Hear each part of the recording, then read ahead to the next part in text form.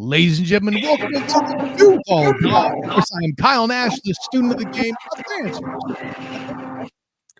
And I'm Travis Holmes with BigCatCountry.com. And we have a special guest, Marques Ogden, former NFL lineman. Welcome in, man. I'm looking forward to this one. Whenever it's always great to talk shop with trench warfare and a fellow practitioner of the craft. Thanks for having me on, fellas. Absolutely. And listen, we haven't, this is a 6 degrees moment, right? I know we don't have Kevin Bacon on the episode with us, but my first credentialed event was the 50th anniversary at Canton of the Hall of Fame induction. And it just happened to be a moment where I had to jump over. I was doing media things. I had to go along. I was doing my thing. I jump into the restroom real quick. On my way out, there's this shadow coming toward me. And your brother apparently needed a quick break during the enshrinement. I didn't know what 6'10" looked like up close until right then, where I met you. Yeah, he's rather large, 6'9", 300 plus pounds. So we don't have him small in our family.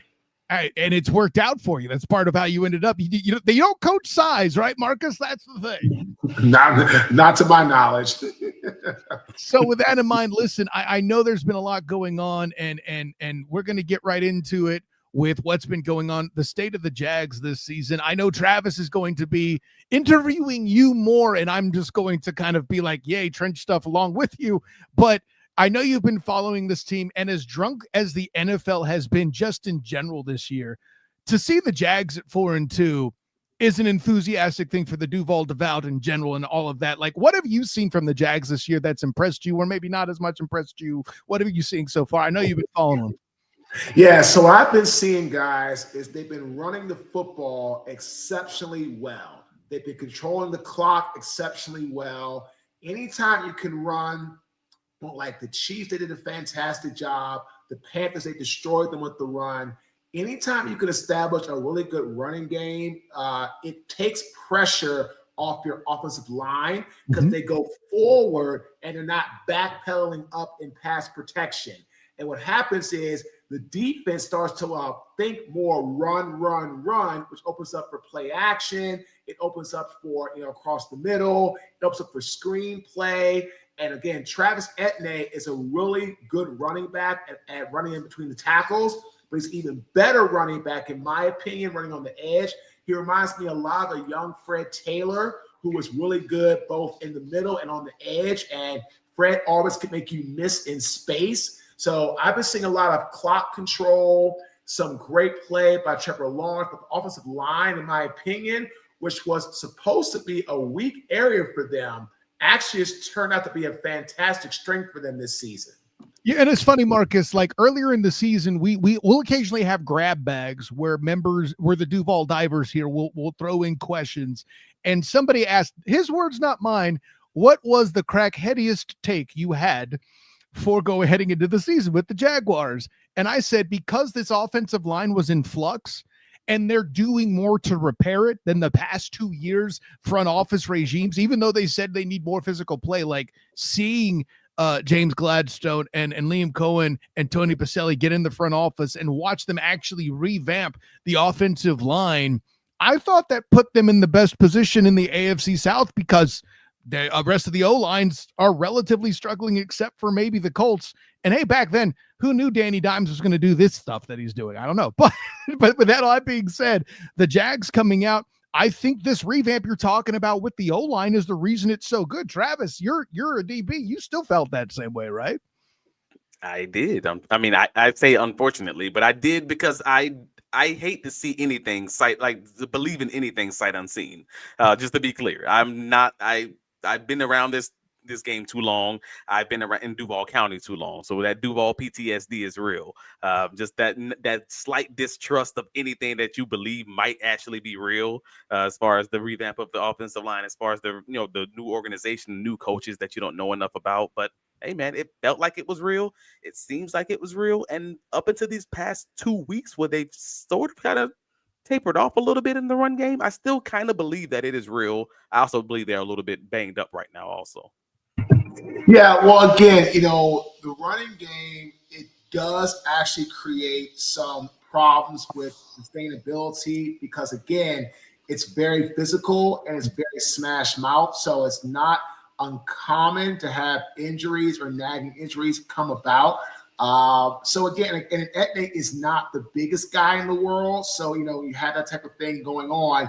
He does take a little bit of a pounding. So again, what the key I feel is you have to have a good mix up of the running game, but at the same time, you have to really open up some of the play action and kind of get some of the, I call them like the mid routes, like that 8 to 15 yard routes and passes going, because big plays in the NFL and a 20+ yard plays take a lot of time and pass protection. Usually between 3 to 5 seconds, and that's hard to hold and sustain. So, I mean, it does happen, but, those 8 to 12 yard ones, 1 to 2 seconds, quick release, 1, 2, 3, get the ball out. Those are the type of passes that you need to be really working on. And I feel with the loss to the Seahawks, what I saw, they just kind of got away from trying to go mid-range and, sustaining the run. And that does come about. And again, Sam Darnold, those guys played a really good game against them. So hats off to them. But, it's a lot, man, in the NFL, especially with the lack of padded practices allowed in the NFL today. You can do shells, but spiders and shells, man, are not the same as hitting and full. I mean, back when we played, man, you could have double practices every day with full pads and get hitting and tackling. We were hitting. Now, again, that might be a little too much, but I feel that's also have to kind of work through that challenge, not having enough, prep time, in my opinion, through training camp with pads. I want to get that timing and that rhythm down. It's different when you're going full speed than versus with shells. Absolutely. I mean, I didn't play at your level, Marcus. I played semi-pro, but it's still the same thing. I didn't really learn anything until the pads came on. I'm like, oh, my hands need to go here. That kind of thing, I can definitely read with that. And Travis, I know that you were very interested in his opinion, Marcus's opinion on the stunts and some of the things we saw up front as well. Well, I mean, he already already leaned into it, talking about the time it takes to get these passes off, the time it takes to even run some of these routes, whether it's 3 seconds, whether it's 3.5, whatever that line is. And in this game, the tape was hard to watch. We talked about it in our post game, as far as our original kind of knee-jerk reactions of how this would look with this Jacksonville Jaguars team. And I felt that the operation was a little bit slow against the Seahawks, and that might have been an indicator of some of the pressures not necessarily being on the O-line. And we wanted to go back to the tape. We got the numbers at least. Trevor Lawrence's time to throw in the first few weeks of the season was around that 2.5 to 2.7 per game. Then you get to the last week and it's 3.1, and I was like, oh, that's not good. So it was a little bit longer. Some of that was because of his scrambling, more like the Chiefs game, but even then you're still talking nearly another half second above that. Whereas the other defense was also really good, getting home around 2.7 seconds, which is right on the top. That's right on par with their season average for the Seahawks. So we knew that going into the game. Hey, these guys were going to get here in this time, and the ball's got to be going, whether it's to the running back, whether you're throwing away, whatever it may be. But I wanted to get the two offensive linemen in the room, your opinions of what is going on with the fact that these guys are struggling with these stunts, man. It's something different when these guys are getting home really easily, often with 3 rushers. They had 3 pressures and a sack on just 3 rushers just because they were stunting, and these guys weren't able to communicate. I thought it was a tough watch, just to be honest with you. And I didn't know why the Jaguars seem to struggle with that this week, and they haven't seemed to struggle with it as much early this season. So stunts in games, and looking at this film, right? The problem I'm seeing is a stunt in game. The way you stop a stunt in game is you have to have your interior 3 set the depth of the pocket, which means that they cannot get pushed backwards by the D tackles, right? The tackles set the width of the pocket. So if you look at some of these plays on this, that's a classic ET stunt. That's where the end crashes in, the tackle comes around. The thing is, as a tackle, you have to be very mindful that if the guy is going to come across your face like that quickly, 9 times out of 10, there's a guy coming around the outside to keep contained. And so like I teach my kids, you have to have that real strong balance of weight on your inside toe, right? Because here's the thing. If you set out on an end and your weight is in the middle of your body or the outside half of your body, you can't redirect. You can't move. You can't stop a stunt and game. Because what happens is your weight is so off balance, you're going to do what's called drifting. So what I'm looking at with the tackles, they got to be firmer in their sets, and they've got to keep the weight on that inside big toe, that inside, what we call that the Jim McNally tilt, who taught Coach Anthony Munoz. For the guards, you got to get on these guys quickly. You cannot set back as a guard, because what happens is those tackles, D tackles, 9 times out of 10, they're bull rushing. Like they set up moves off the bull rush, or they spike, or they can, unfortunately, as a tackle, D tackle for a guard, they've got a two-way go. Because in reality, unless they're going to a certain hole, they don't have to keep contained. They have to worry about getting to the rusher. So that's what made Aaron Donald so good, because he was so quick off the ball. He thought he was going outside. He's coming inside. Boom, sacks happen. So for guards, you have to actually get on that. You got to really get on that, and you got to move, and you got to seriously just keep the pocket firm. And that means you got to learn how to jump set. You got to learn how to stay firm.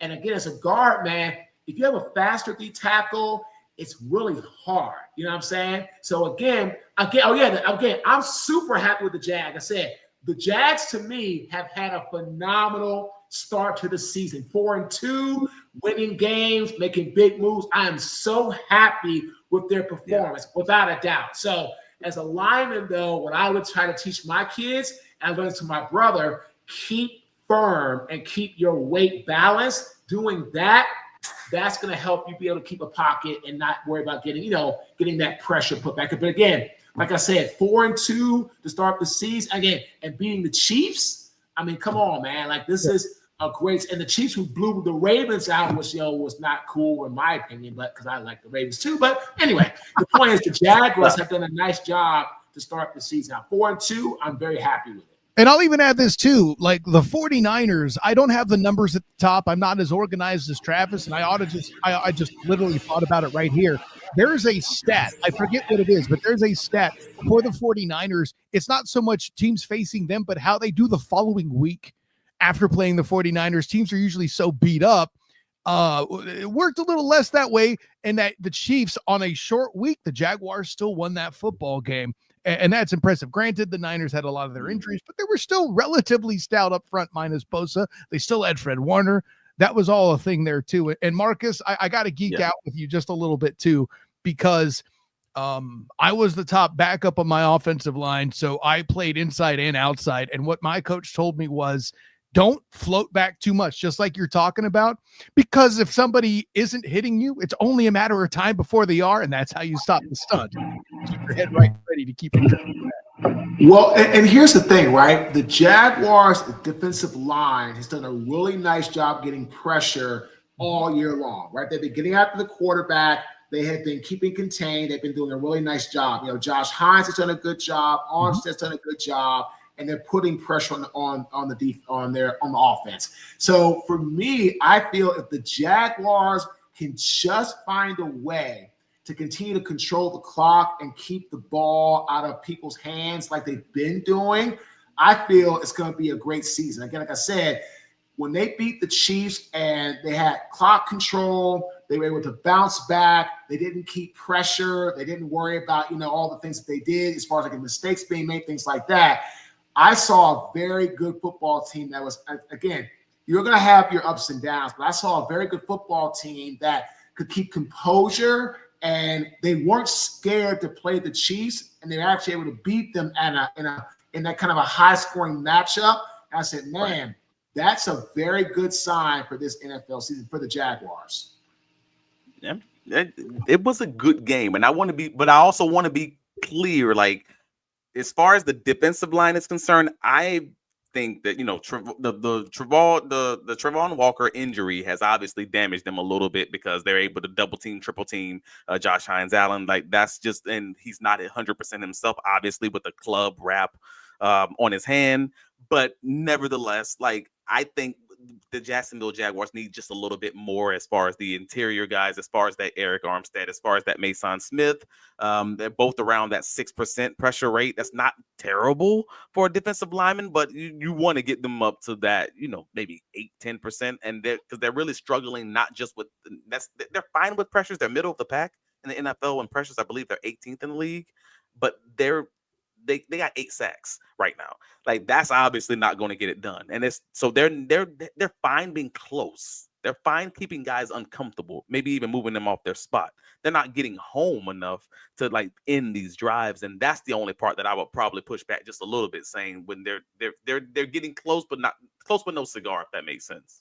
Yeah, well, again, and here's the thing, right? Sacks are fantastic. You want to get sacks as much as possible. But again, like you said, you want to really move the quarterback off rhythm. Like, that's almost as important. Sacks, of course, when you get a sack, you go down, stuff like that. That's great.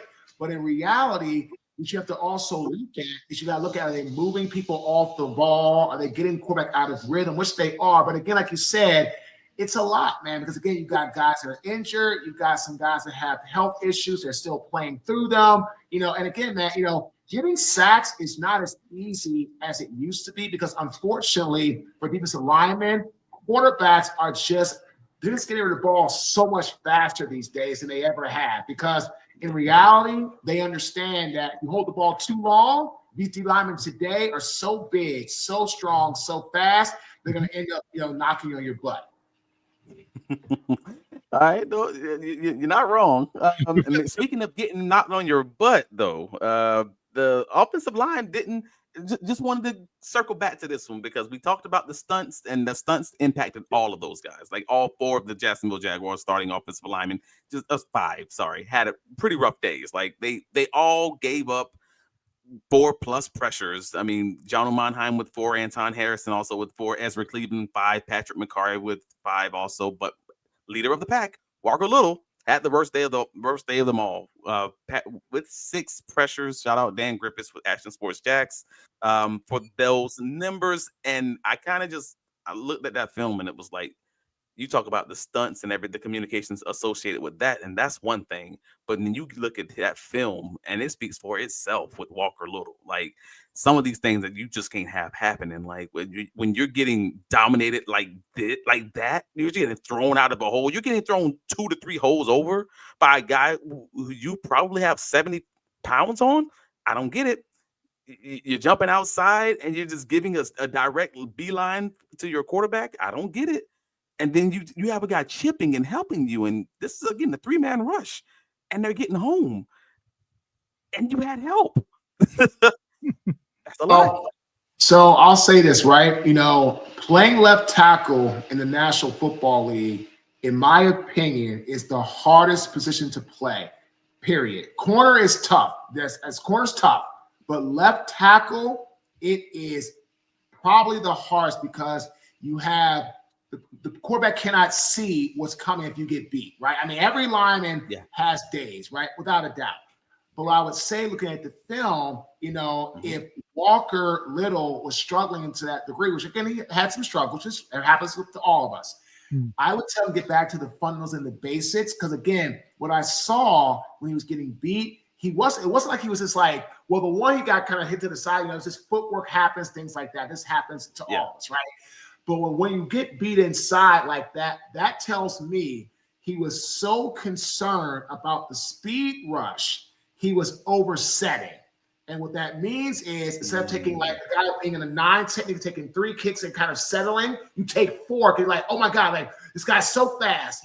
Like Dwight Freeney and when I played Robert Mathis, those were guys that you knew were so fast, so athletic, so quick. They knew that, and what they would do, they would really, really use that against you, and they would do spin moves. They would do counter moves. They would do inside moves.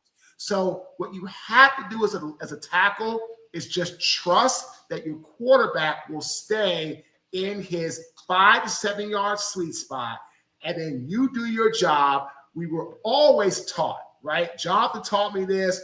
McNally taught this. Muncha, everybody. Make the guy go around you. not under you. If the guy goes under you, it's a faster lane to the quarterback.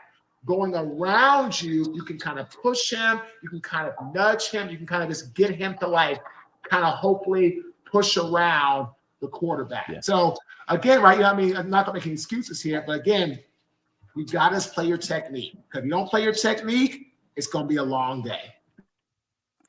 Yeah, you basically said it. Like that's kind of what it comes down to. But just wanted to pivot for a quick moment, because I know we only got you for like 30 minutes. The Jaguars run game, this is who they want to be as far as their core, as far as their DNA, as far as their identity, right? As far as history, Liam Coleman in Tampa too, right? I mean, right. So they went from the first 4 weeks of the season averaging 6.1 yards a carry, basically 100 yards a game, 99 yards a game, to 3.2 yards a carry over these past 2 weeks. That's specifically to Travis Etienne, which is 38 yards a game. They went from 100 yards a game to 38 yards a game over these past 2 weeks. Like, they were salvaged by Trevor Lawrence's ability to rush against the Chiefs, but obviously that didn't happen this past week against the Seahawks. But I thought this was real interesting, because Seattle and Kansas City both were able to do that with 2 high safeties, which means they don't even have the extra guy in the box. They were doing this with light boxes, stopping the Jaguars' run game. And that's something that's also happening to the Philadelphia Eagles. If you pay attention to what's going on in Philadelphia land, they're also having struggles passing the ball and running the ball, because they're not able to succeed running the ball against light boxes. I don't know what the Jaguars have to do to kind of get right there, other than getting healthy, kind of what you indicated, earlier, talking about those bumps and bruises and things like that. I don't know how you fix that if you can't force that next guy into the box to help out your passing game there. What you have to do, you have to get back to the type of running back that Travis is. He is not, in my opinion, an in-between the tackle runner. He's more on the edge. He's more, 5-hole, 7-hole, 6-hole, 8-hole type of a guy. And if you can establish that and get back to that, you're going to have a much better chance of controlling the clock and getting the type of rush yards you want. That'd be like trying to run, I don't know, I'm trying to think of a smaller running back, Justin Forsett for the Ravens up the middle all the time. That's not going to work. That's not his game. So if they're struggling with the running game, in my opinion, you got to really bring the tight end in, who's actually a pretty decent blocker. I forget his name, number 85, and get some more double teams going at the point of attack, get some more movement going, get some more misdirection going. But you really got to just set the edge. And, their right tackle is actually a pretty decent run blocker. So again, you can't go behind him all the time. It's just going to give it away. But you got to really bring in some tight ends, bring in some help, and just kind of get back to basics, man. Like, really attack people where your running back has the best success. I think that's the problem Philly's having. Philadelphia is running the football with Saquon. No, he can do that, right? But he's not a Derrick Henry, or he's not a Scatterboo type of guy. That's not his game, right? So you got to get back to where your running back has his best advantage. That's just my opinion. And Marcus, let me say this. You're spot on about bringing up Brenton Strange, the aforementioned number 85. This is another place where injuries have been a factor. Him being on IR going into this game, I think, was certainly an element that impacted the run game for sure. I think you're absolutely correct. Oh, yeah. Him being on IR is huge, because he's a great guy to help set the edge. And again, if you're trying to run on the edge, you need an edge setter. You don't have an edge setter, you're screwed. Oh, and by the way, he was leading the team interceptions at the time. So there's that as well. Exactly. Yeah, man.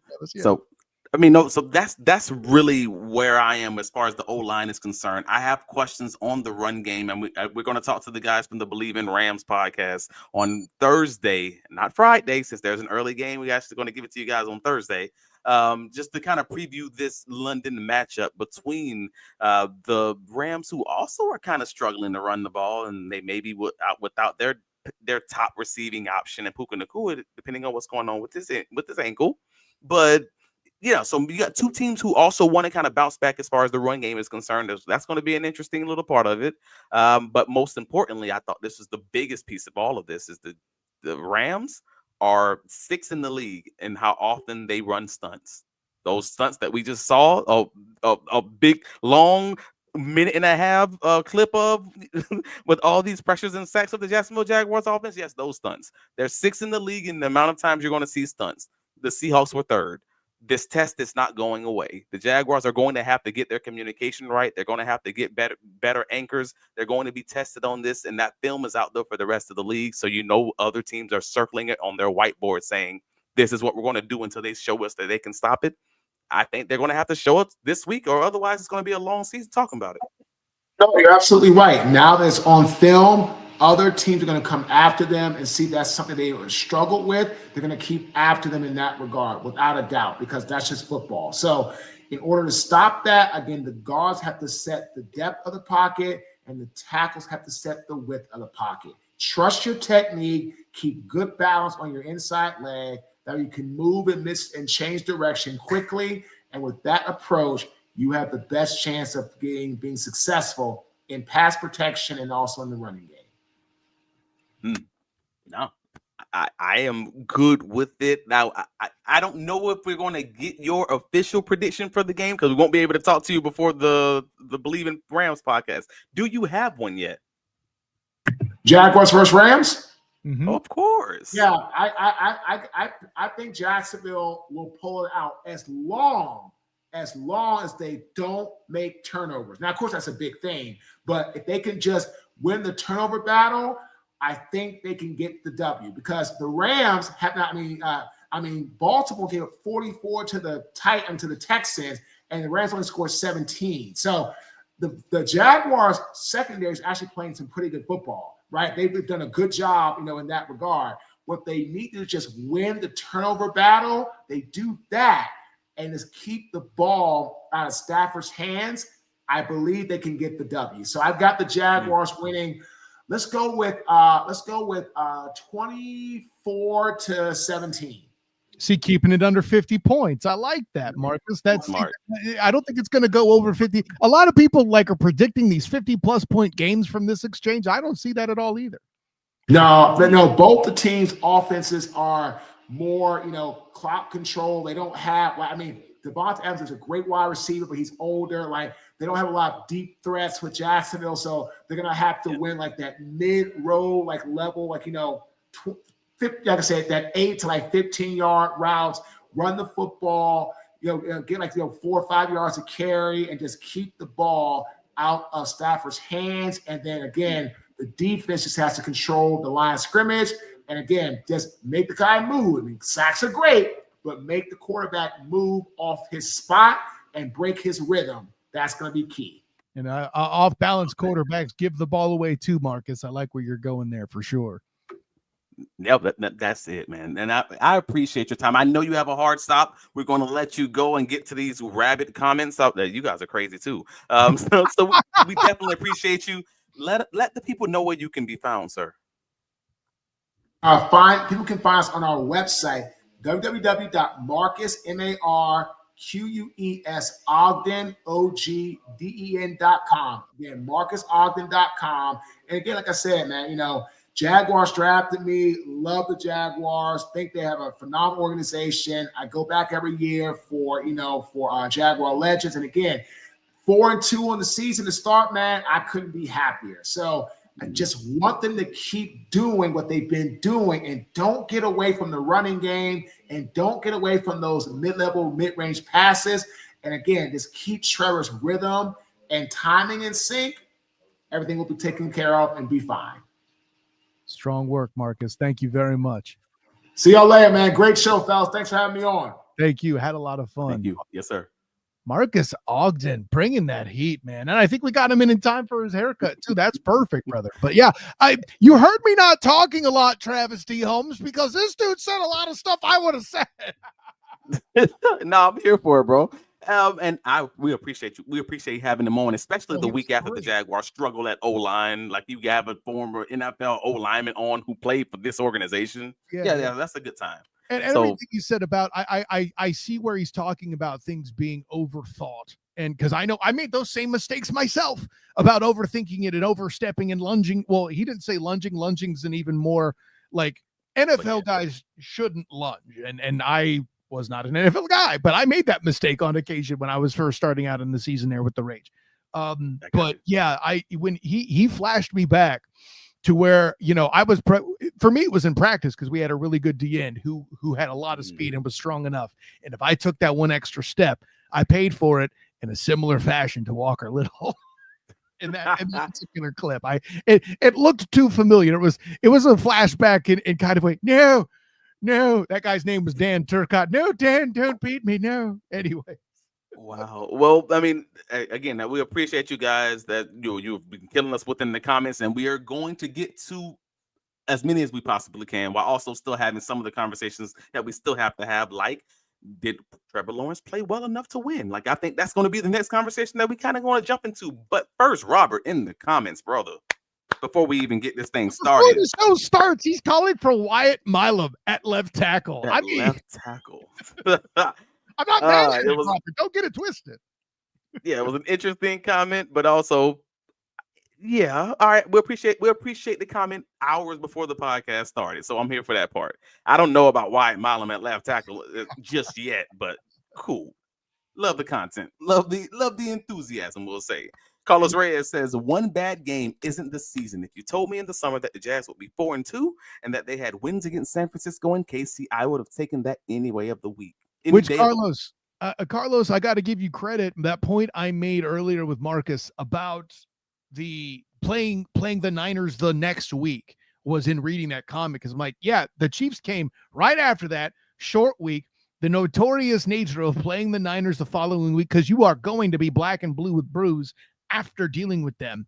Yeah, I think that's a great point. I'm not saying that the Seattle game wasn't winnable. I think that's what's most frustrating to you among the Duval devout, is that game was severely winnable if at any moment in time, maybe it was just, instead of at least 4 pressures allowed by all the linemen, let's say maybe it's at least 3 or 2, right? I think that makes enough of a difference, Travis, to where this is a ball game that the Jags could win. No, you're not wrong. And again, we're going to get into some of those numbers. It's just like they put themselves in such uncomfortable situations the whole game that it made it so hard. Like, they were absolutely playing a different game than the Seattle Seahawks. Like, just between the situations that they put themselves in, they have to dig the ways out. They were their own worst enemy in all those ways. Penalties to 10, my guy. Carlos says, I'll be more worried if this was the old coaching staff and the GM. If anything, Cohen feels like he's keeping more players in the moment, win or lose, which, I mean, that's fair. There's a benefit in keeping folks balanced. I'll say that. Fair, I dare say. ETN.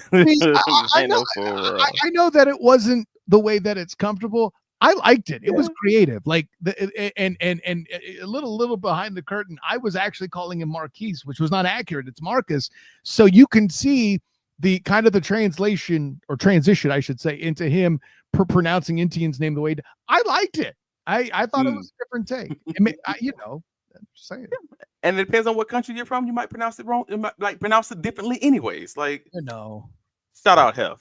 Says 51 dropbacks should never happen. And here's the thing. Even if I apply a lot of them were screens logic, they still threw it too much. But I wonder, Travis, if they were worried about their crew getting dominated up front and facing a Seattle front that in the aggregate's a pretty good crew. I just have to throw that out there. When you say they, like, because again, there's a conversation to be had between whether or not it's the quarterback who has a feeling or the coaching staff who has a feeling, because the fact of the matter is, just why I say they, I don't know.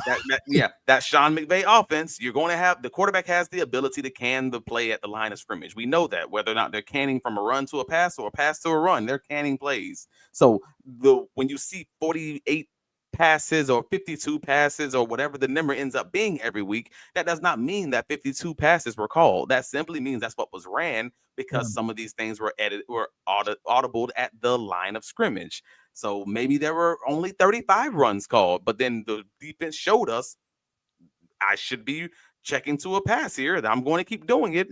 It could be the right decision, could be the wrong decision. We'll never know until the coach says it in the presser or something. So, unfortunately, 51 dropback should, quote unquote, never happen.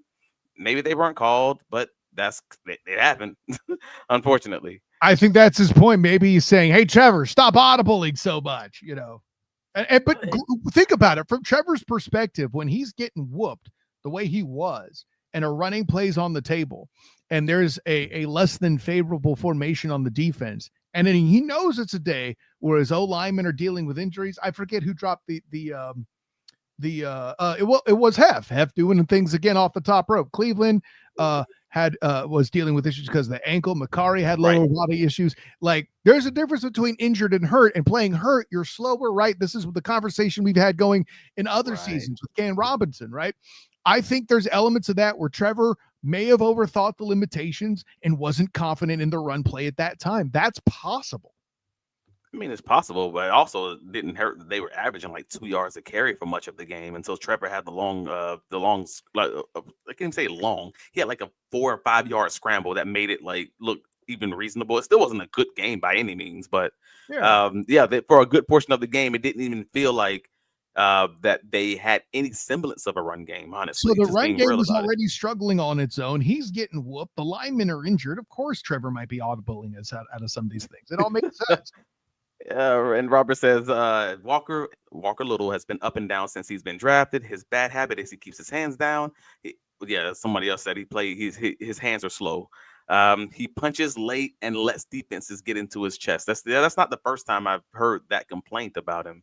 I would need to see how he lines up when he's 2 point. Like, one little thing I might have him do, if he's somebody that puts his hands on his legs, I might just have him line up with his hands high so he can go, just instant punch. It's a little thing, and maybe he already does it, but that's if I am no NFL coach, but it's something simple I would look at.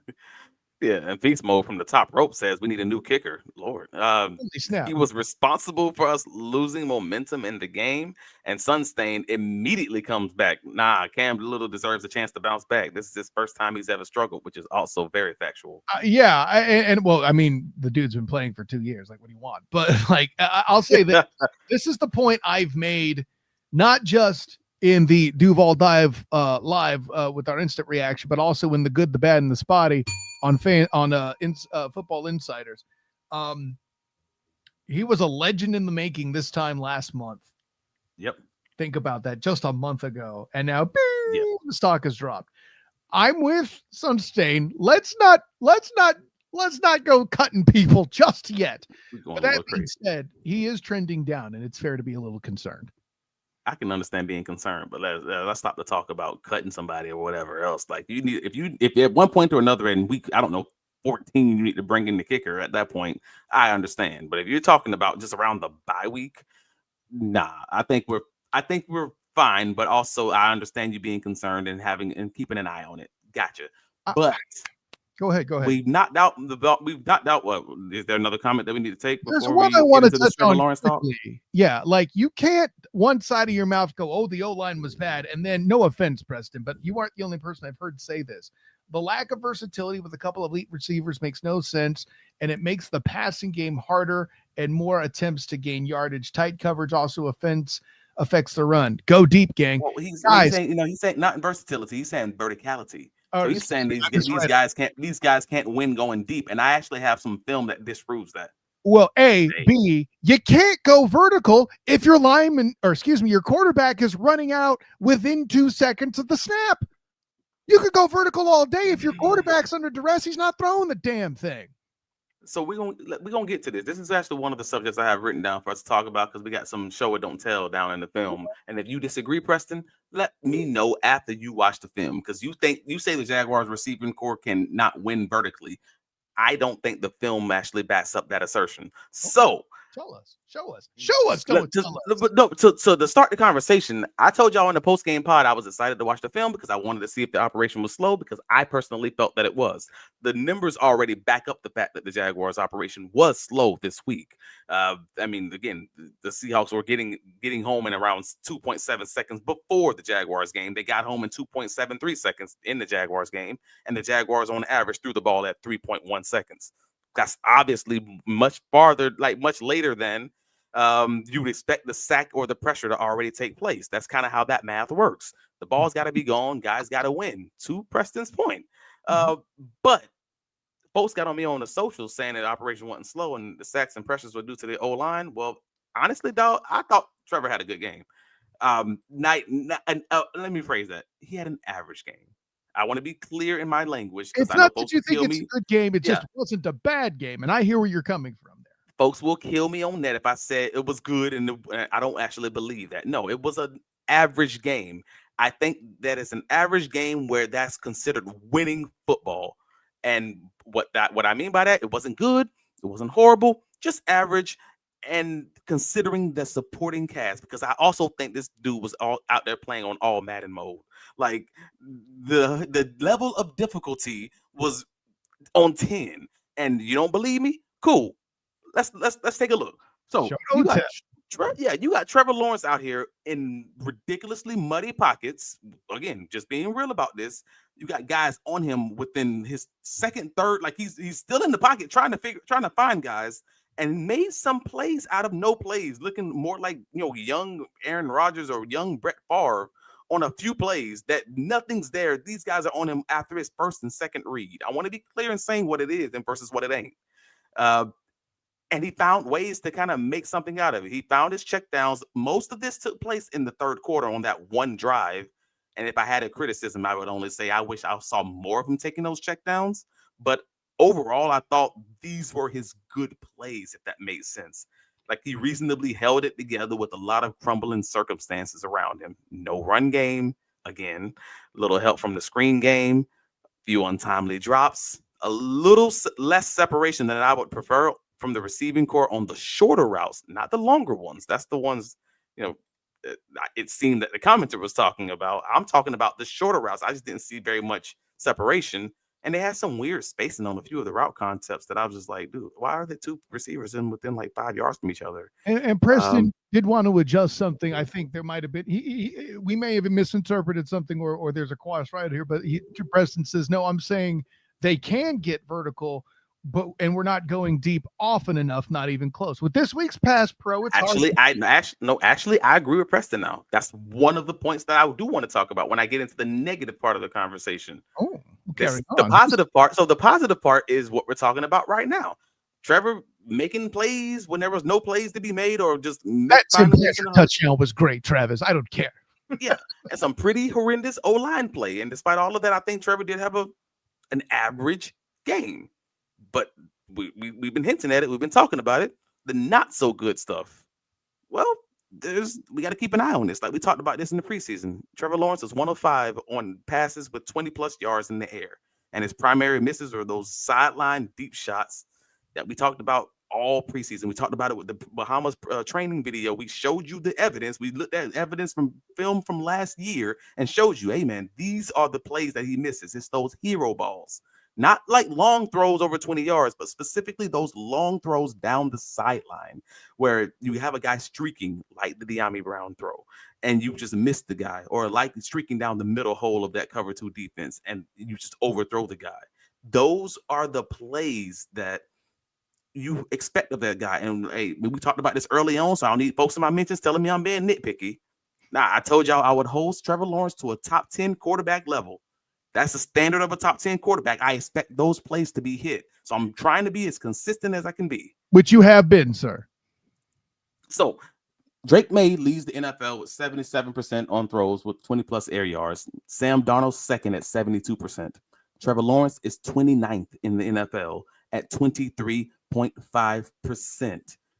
I'm not just saying this to y'all. I think we have enough evidence right now to say Trevor Lawrence is good in that intermediate level. Like that was a good throw to Brian Thomas Jr. that Brian Thomas just did not give the full effort on, in my personal opinion. I think that was a business decision. I agree with you. Yes. Yeah, I wasn't gonna call it that, but yeah, I did. And Trevor's good on those outbreaking routes too. Again, that intermediate area right around that 20 to 25 yard mark. But again, that hero ball down those sidelines, down those middle holes in those cover 2 and cover 6 defenses. You can't miss those if you're going to be a top 10 NFL guy. You're only going to get 2 to 4 of those throws per game. In the NFL, when you're losing games by 7 points, 3 points, whatever it may be, you can't throw balls away like this. And the reason I showed that last one where the ball looks like it's a throwaway, I'm pausing when the ball's thrown. Mm-hmm. Parker Washington has that defensive back beat by 3 yards. He's in the pocket. This ball is thrown out of bounds. I don't see anyone talking about that. That ball might have been a touchdown or at least an opportunity for pass interference. Sir, I don't want to hear nobody was talking about it because I brought it up in the Duval Dive Live because that play was the most frustrating of the day. I'm going to pause the video because I'm preaching. It was the most frustrating of the day because that throw was missed. And let's say it did connect, Travis. It was an ineligible man downfield penalty, damn it. So no, some of us were talking about it. Okay, go ahead. Well, some of the commenters got mad when I said he had multiple overthrows that were missed. And I'm like, did y'all not watch the game? I don't understand how we're not thinking about these plays as misses when they're obviously misses. I'm not trying to be critical, but again, you get 2 to 4 of these a game in nearly every NFL game. That's a good take. You have to hit some of them. Like, this is a double move. That's your shot play. Keep it in bounds. Give your guy a chance for a pass interference at least, or go up and get the ball because the defender's back is to the ball and the receiver sees the ball being thrown. Come on, man. Two of the great passes that have been made this year was Travis Hunter, go get it. That's a great point you just made, Travis. And no one's talking about they talk about this play like it's the great play by Trevor, and I'm sitting there like, no, it should have been an interception. It's a great play by BTJ. Cool. Like, I'm not trying to be a hater because you guys know how I try to be balanced on both sides of the coin. I think Trevor's doing well, maneuvering in the pocket, making plays when there's nothing to be made there. His accuracy has actually kind of increased recently as far as that short, his short accuracy and intermediate level has always been pretty good. But I just think on the deep ball stuff, we're just not where they need to be right now. And that's kind of where I'm at. You're damn right, Jarvis. I am hot about the penalties. Kyle is hot about the penalties. At least one of those deep shots needs to be completed. I mean, he's right on both accounts, Travis. Props to you, Jarvis. You got it right twice. Comment. Absolutely. And he says Kyle is hot about the penalties. He's not wrong. I mean, you already talk about the penalties, so why not? Oh, God. Let's do this now. The Jacksonville Jaguars have the most penalties in the NFL at 65. They also have the most drops in the NFL at 17. And yet 4-2. Wow.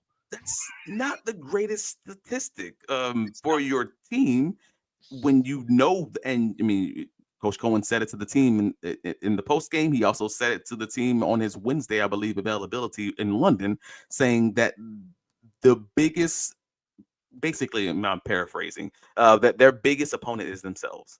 Like he says, no disrespect to the teams that we're playing against, but if they play their game, they're always going to be in a much better situation. Their biggest competition right now is the Jacksonville Jaguars. And we all know the Jaguars have all these struggles, but surprised me after going back to the film, and I've been teasing this to Kyle for a little bit this afternoon. I went back and looked at the film. I went back and looked at the numbers, and the Jaguars committed a penalty or took a sack. So either a penalty or a sack on 13 out of their 54 first or second downs in the game against Seattle. That put them behind the sticks on 25% of their first or second down runs or passes combined, where they took a sack or had a penalty. Do you see why I'm hot about the penalties, Travis? Or Jarvis, whoever, both of you. So folks often want to talk about third downs, and they want to they always talk about hey, well, third down rate, and they only went 4 for 16, and they struggled on third down. But how do they get to third down? And were these third and longs? Well, yeah, of their 16 third down conversions, 14 of them were 3rd and 5 or longer. So they were always in 3rd and long. Like, that was the biggest part. It's the early down penalties. It's the unforced negative plays, like sacks on 1st and 2nd down. And those were the biggest issues that sank this team. Like, those are the biggest issues on Sunday. Not throwing the ball away when it's 1st or 2nd down, instead of you're trying to extend the play, and then you take a sack, and now you have 2nd and 17. Those with the pass rush that's already just destroying your offensive line, it's a bad combination, if that makes sense. Out of their 11 drives, Jacksonville took an early down sack or a penalty on 8 of them, and just one of their third and manageable attempts. They came in each half of the game. Like, they only got 1/3 and manageable in both halves of the football game. The fact that they were in this game at all says this team was actually very good. They lived behind the sticks. There you go, Jarvis. That's the comment. Yeah. So when they were in 3rd and manageable, they were 1 of 2. That sounds great, right? If they could just get into third and Let's manageable. go. What of two? They were 2 and 2 on fourth down. They just couldn't get there. They had 14 third and longs. The penalties killed them. The sacks killed them. Stop holding the ball. Stop trying to run it. Just throw it away and live to fight another day. And you would probably do so much better winning the game, scoring 17 points, and the Seahawks don't get these free points from missed field goals and all this other stuff. I mean, it's bad enough that I cover the UCF Knights for the Black and Gold Banneret, who have 7 or more penalties in every game. To see the Jags go from 4 penalties against the Kansas City Chiefs, your defending AFC champions, and then come out with that many penalties against the Seahawks, yeah, it's infuriating. I'm not even the member of the Duval Dive out in the room. I just hate penalized football. No, I got you. Yeah, but penalties are when your coach says, "Hey, man, this is our biggest problem," and then we look at the stats and it's like, "Oh no, this is absolutely their biggest problem." I think we're all in lockstep in agreement. You stop getting early down penalties, not even just penalties. You stop getting first and second down penalties. You probably win this game on Sunday. I'll keep those. Can we burn the third down penalties? Maybe. Let's not make it worse. Let's not negate. I'm just saying you don't get into third and long without these first and second down penalties. Can we stop the false starts on first down? Sure, that's both important. Illegal formation. Let's baby step. Let's get off the third down penalty. I'm with that. Yeah, Preston, I would have been fine in the second half if the play call was BTJ to the left, Travis Hunter to the right, mass protect, you all go deep. I mean, let's be clear. That's what the Seahawks did. I mean, the coach even said it in the post-game availability. They were often, when they took these shots in mass protection situations, or maybe they would just have 2 receivers on the one side of the field and they would go deep. They took the cheap things, but they are not in the same situation as the Jaguars, who are trying to install one of the more complex offenses in the NFL. They're taking these lumps now on purpose so that these guys will actually have a good base, a good foundation, knowing the offense, so that in the future or at the end of this season, Travis Hunter fully knows the offense. Brian Thomas Jr. fully knows all the roles in the offense. Parker Washington, etc. All these guys are kind of on the same page. So I know why they're doing what they're doing. Travis Hunter just finally started getting a few more snaps at outside receiver this past week. He also got a few more snaps at the right cornerback position this last week. I thought that was interesting. They started moving him around both sides. We saw that coming when Tyson Campbell got traded, if you hadn't seen that instant reaction already. But I think this is the positivity that we can throw into this. They're 4-2, and at worst, after next week in London going into the bye, they're 4-3 while still learning.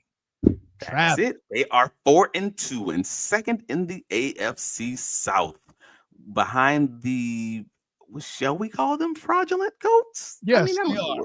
Who have they really played other than the Rams? And that's the game they lost, right? I mean, granted, strength of schedule is the weakest in the AFC South. I mean, I didn't even know you had that stat ready. Thank you, Travis. Of course I got this stat. We're gonna talk about We're gonna talk about it. Like, the Colts ain't played nobody. Like, that's absolutely fair. Their opponents have a 389 winning record right now. 14 and here's the thing: by the time they get to the 49ers on their schedule, Fred Warner's already hurt, so that isn't to par either. Like, but the Jaguars have the exact same argument that they. No, they don't. Fred Warner was healthy.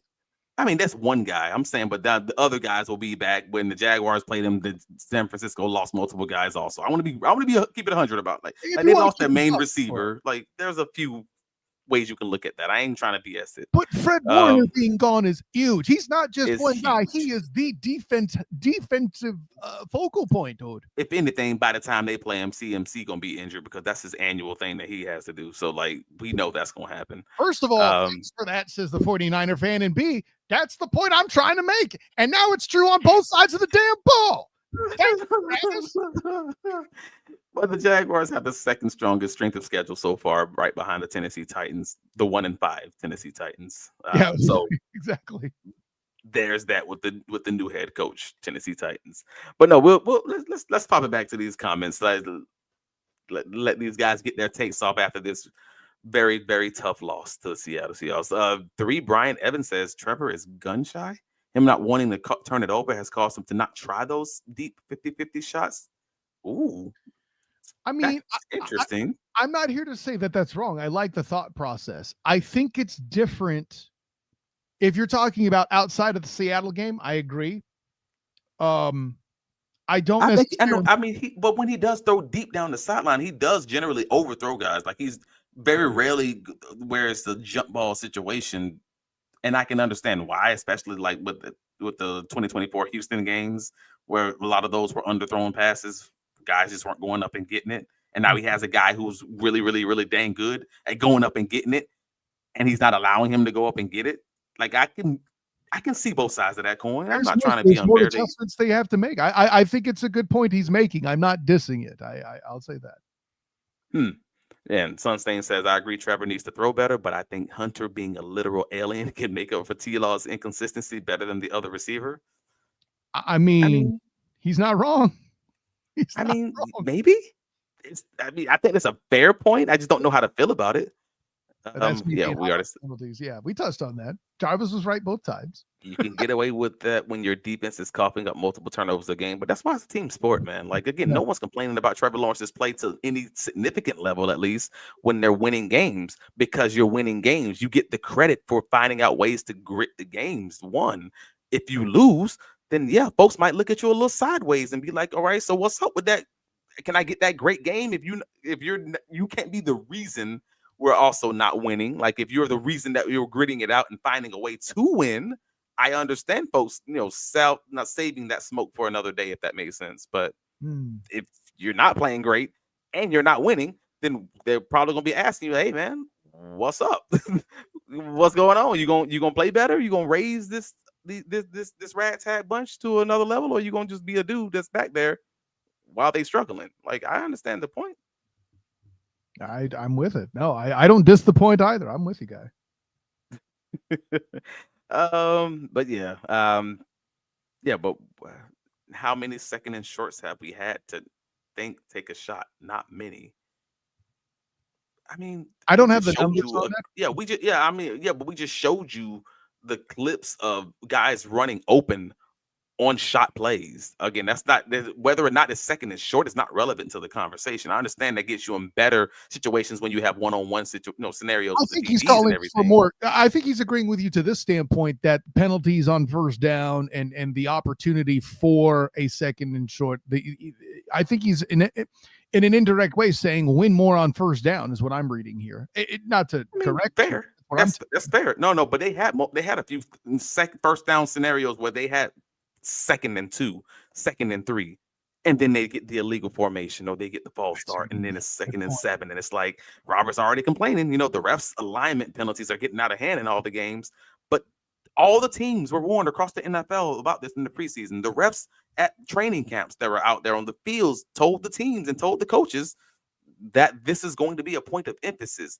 The defense feels like the offensive linemen are out there cheating blatantly, getting way back off the line of scrimmage and making it easier to block them. We need you guys on the line of scrimmage. They told them that early on.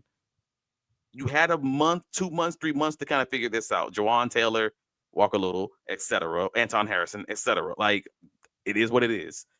Got to get it right. You knew it was coming. Get it right. That's it. Absolutely. Yeah, Sunstein, not Cam Little. Are y'all serious? Y'all vicious. Well, y'all are vicious. Yeah, man. I feel like a lot of people expect Gladstone to fill 100 holes in one offseason, says 100 mile per hour. Well, we are not people. Because we said up front that I thought this was a 2-year rebuild. You agreed at the time in this offseason. It was just they're going to keep tinkering with the roster to build in their image. You've seen how many guys with former recent bulky contracts they put off this roster, most recently with Tyson Campbell. Obviously, they're not content with everything, and obviously with the play of even Walker Little in this late 2025 season. Where we are right now, you got to start questioning that contract, or at least looking at it a little sideways. Like, all right, are you drafting a guy next year? What's going on there? So we got a few. Know what to add to that. You said we, so you already covered how I felt here very nicely, champion. Keep going. We had already talked about it, so I get it. Trevor decision making and ball placement is terrible. It's up and down.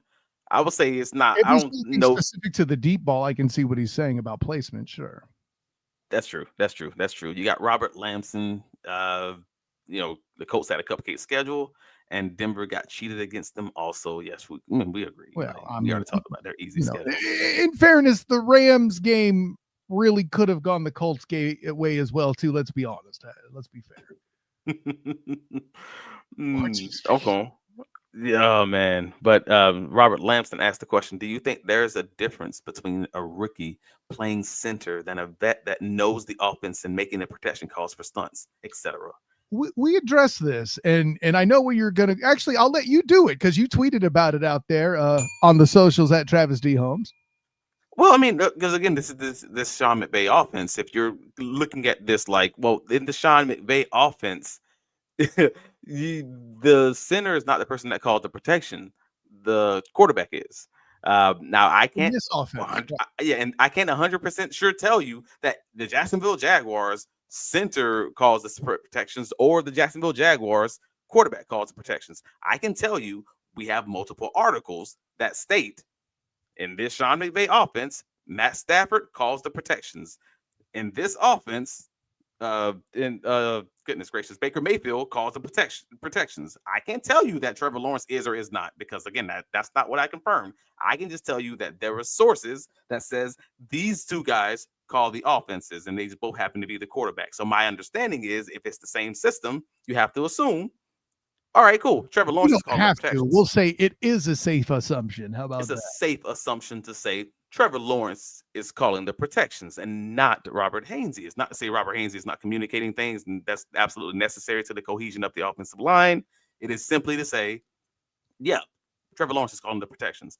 So when folks are like, well, obviously Jonah Monheim must be the reason that the Jaguars offensive line is struggling, I'm like, causation does not mean causality. Correlation is not causation. No, I follow you.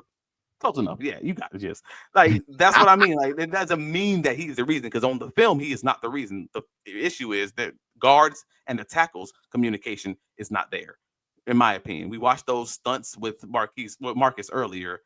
It just wasn't there between those two guys passing the stunting guy off to the other one and him waiting to pick up the guy looping around the outside. It wasn't there. Like Robert says, if Gladstone finds players like Jonah and Lane in the 7th round, I'm not worried. He makes a valid point. Yes, I think that's reasonable. And I also expressed caution early in the offseason, like, hey man, don't expect those guys to go. What I forget how many draft picks was it, like 10, 11? Don't expect them to go 100% to bat 100% on the draft. Like, if they do draft the guy in the 5th round, 4th round, that just doesn't hit. That doesn't mean. I mean, that's going to happen. I did say McLeod was my least favorite pick. Now, granted, I get his injury, but you better calm down. You better calm down. That's my guy. That's my guy. You know who my guy is? LaQuinn Allen, and we aren't bringing up. Social Alky reminds us in the comments that he was a 7th rounder. That's right. Nah, man, that's my brother's crab connect up in Washington. Nah, man, no. We're gonna calm down talking about LaQuinn. That man's injured. Let him get back, and we're gonna see what he's gonna offer on that pass. No. It's a positive. He's mentioning him as another 7th rounder doing things. This is positive. We are good. No, Jags United. Jason Travis looking like he got to collect the offer in 15 minutes. You know it. Oh my Lord. Hey, listen, he's done early enough to come participate in the comments and hang out with us. I'm with that. That's fine. I'm mad at you. Yeah, what up, Duval Dive? Yeah, Kyle's right. Win more on 1st down and learn the rules pre-snap. I mean, that's the game. This is the NFL. I mean, this is high school. I might understand a little bit, but this is what it is. Jason. Oh, yeah. And if anybody didn't see Jason's podcast tonight at the same time as the Duval Dive, yeah. Next time they cancel Club Jaguar, you do your podcast at the same time as Club Jaguar, sir. But anyways, yeah, we appreciate you. I'm sad we couldn't come on. The Colts have played more bad teams. The only point I'd make is they beat 3 of those teams by 15+ points. That's pretty legit considering they are the Colts. And the Jaguars have not gotten their blowout that I've been waiting for just yet. That's actually kind of a good point. It's an interesting point. Yeah, I'll grant. But I don't think, to your point, Travis, I think those offenses are built differently in that people are afraid of Jonathan Taylor in a very special way. I mean, that's got to be mentioned, man. Yeah. People are talking about, oh, Danny Dimes is the MVP. Bull. It's Jonathan Taylor, folks. Of course it is. But, man, let that man have his rebound, though. Like all the other quarterbacks got theirs. Geno for a little bit, at least. Baker. I mean, you got Sam Darnold. I'll grant you that. Darnold is okay. I like what he's doing. Let that man have his rebound. Even Jameis got it for a little bit. Now you about to be a preacher out here somewhere. Like, hey, talking about preachers, Jameis be out there preaching for real. I'm here for it, bro. What do you call eating the communion wafer eating a W in its own way? I'm just saying. The W is for worship, not win. Anyways, I'll stop with the puns now. Preston's predicting safety or defensive tackle is if a trade is made. Safety. Why safety? That's an interesting one. Like, I don't think the Jaguars have had bad safety play from my perspective. He's all down on Dewey Wingard, I think. Yeah, I don't think they've had bad safety play from my perspective, anyways. Yeah, I just think that he had the one play, mainly the one that kind of sealed the game, the 61-yard catch by the tight end. You have the other one, which is Dewey's fault, but it's kind of one of those plays that's you're put into a really, I won't say impossible, but dang difficult situation as a cover 4 safety, which with play action towards your side and a slower flowing tight end who's also covered by a linebacker who you think is running vertical. I just saying in that situation, I fully understood why Dewey might have been a little bit slower in his break and trying to actually help out the cornerback on the inside leverage on that deep ball to JSN. Okay, he in here trying to do this stupid stuff. I got make the throw easier. Oh, this is interesting because I mean we can pull the film back up. It's fine. No. Maybe this is a point, Jason. However, this ain't the game to make it. Let's do some math, shall we? 4 + 4 is 8, + 5 is 13, + 5 is, I'm already tripping up, darn it. + 5 is 18. Look, plus you're 6 saying how many of the pressures come from who? 4 pressures. And if Trevor moves out of the pocket because he's made nervous by 24 allowed pressures by the starting O-lineman, I'm not even getting to the extra ones by the running backs. This ain't the game to have that conversation. There's talk about nuance. Him in there's nuance in Cincinnati. Okay, cool. But as often as I saw Walker Little patted aside like a rag doll, this ain't the game for that conversation. But there were plays in which Trevor Lawrence did move towards pressure. I mean, literally the opening series of the game, he moves towards the pressure and the pocket is clean where he gets the happy feet. Like, I do agree with Jason in that way. There were plays that just happened. There are multiple of them. Again, let's evaluate what Kyle actually said. This ain't the game. This ain't the game. If the O-line cleans it up to where they actually form a clean pocket without 24 pressures allowed by the starters and the run game's operating and then Trevor does that, then I'm worried about it. But you're saying because of everything that was happening around him, the fact of the matter is you knew it was going to be a muddy pocket. You knew it was going to be a murky day. And he might have a reason to feel the way that he feels because he's seeing things that's happened most of the day. We talk about church. He lost some faith. That's all I'm saying. Yeah, he lost some faith. All right. And you saw the effects of that mid-game. I got you, Preston. This is what happens when you work 12-hour days, man. Don't make me start talking about my past 2 weeks, Preston. But yes, it is funny that I flubbed like that. Jarvis says Trevor not planting his feet and moving like Darnold was. He was pressured all day. You're saying that Darnold was pressured all day is disingenuous in my opinion. No. I don't think he's saying Darnold was. I think he's saying Trevor was in that sentence. He's saying Trevor was pressured all day? That's what he's saying. Yeah. Because he's comparing Trevor and Darnold like Darnold was also pressured.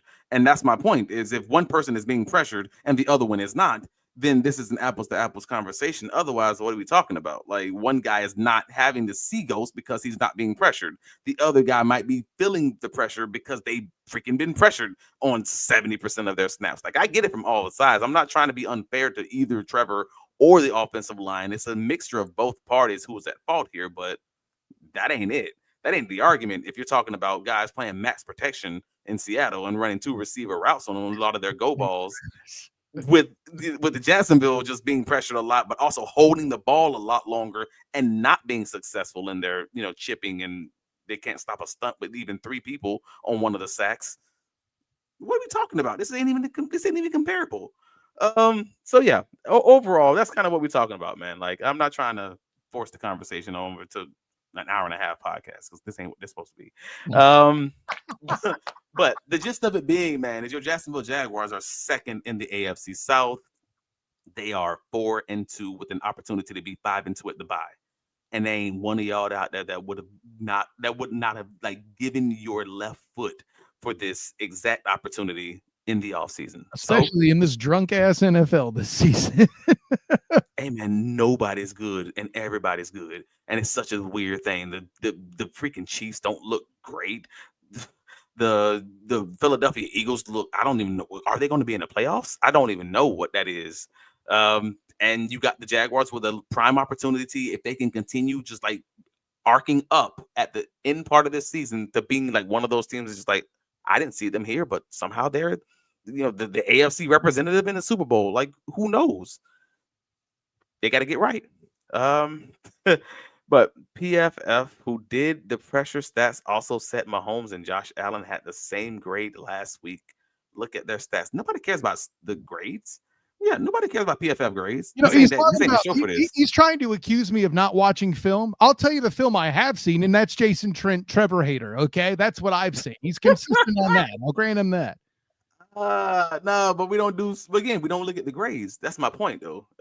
Yeah, they say they have the same grade against pressure, and I'm just like, but I don't look at PFF for their grades, even though other people do. He's going after me using the number of pressures. Okay, fine. Let's say it's only 18 compared to 24. Well, PFF said it was 33 pressures, but Next Gen Sports says it was 25 pressures. I don't care which one it is. It doesn't change the fact that the vast majority of this is very bad. Yeah. And I care about sacks. I'm a sacks person anyways. I care more about hurries and sacks than I care about pressures.